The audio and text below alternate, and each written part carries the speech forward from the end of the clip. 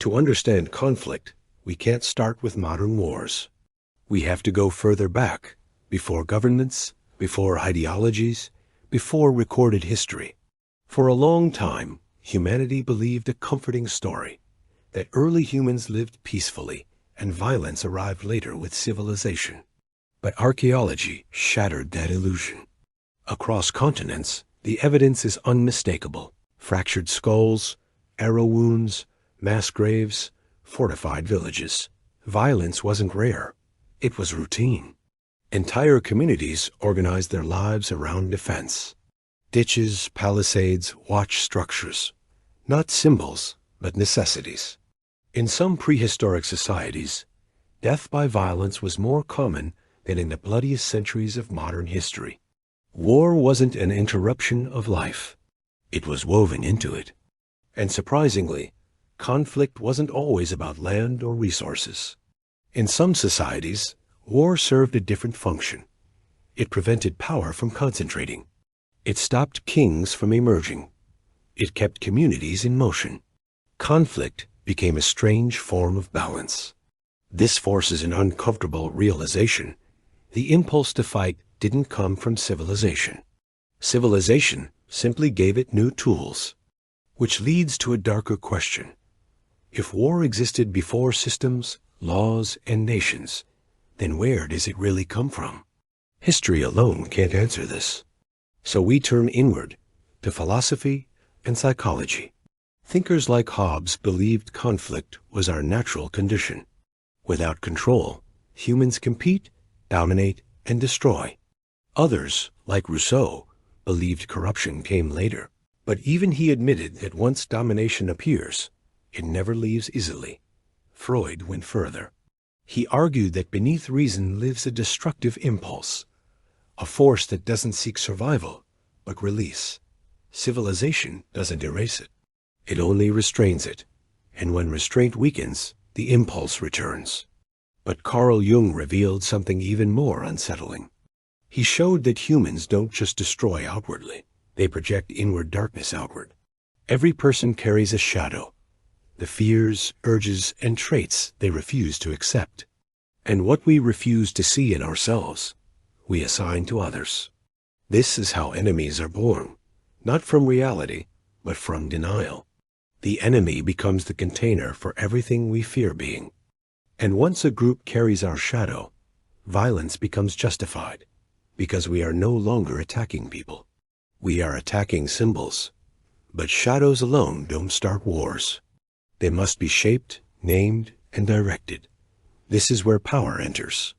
Language doesn't just describe reality, it constructs it. Through stories, images, and repetition, entire populations can be taught who to fear. Institutions define what is normal, dangerous, moral, and evil. And once a narrative is accepted, violence feels righteous. History shows this pattern again and again. Before atrocities, there is always a story. Before violence, there is always dehumanization. The enemy becomes a disease, a threat, an infestation. Today, these mechanisms haven't disappeared. They've accelerated. Algorithms reward outrage.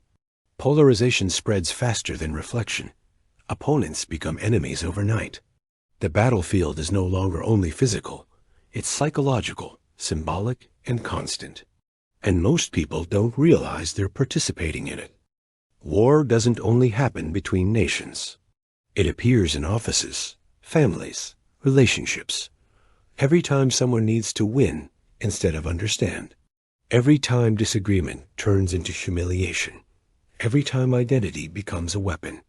Modern life is saturated with symbolic conflict, and the cost is immense. Anxiety, isolation, emotional exhaustion. A society always preparing for battle eventually forgets how to rest.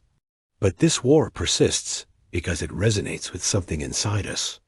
As long as we project our shadow, conflict feels necessary.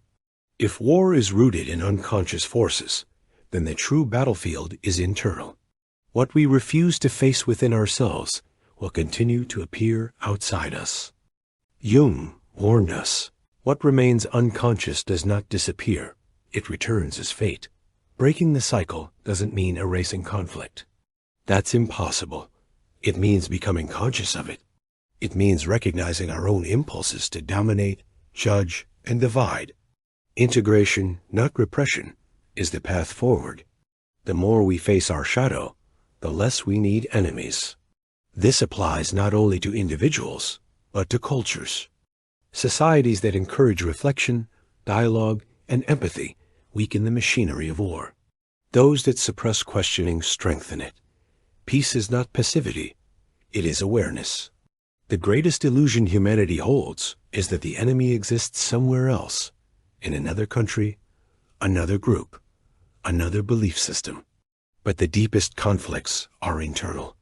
As long as we refuse to see ourselves clearly, we will keep seeing monsters everywhere else. The work is slow, uncomfortable, never finished. But every moment of awareness weakens the cycle. So ask yourself, where do I project? Where do I divide? Where do I fight without realizing why? Because the moment you stop feeding the war within, you stop needing one outside. If this resonated with you, share your thoughts below. Your reflection might help someone else see themselves more clearly. And if you're committed to going deeper, subscribe. This channel exists to explore what most people avoid. The next video continues this journey. Don't miss it.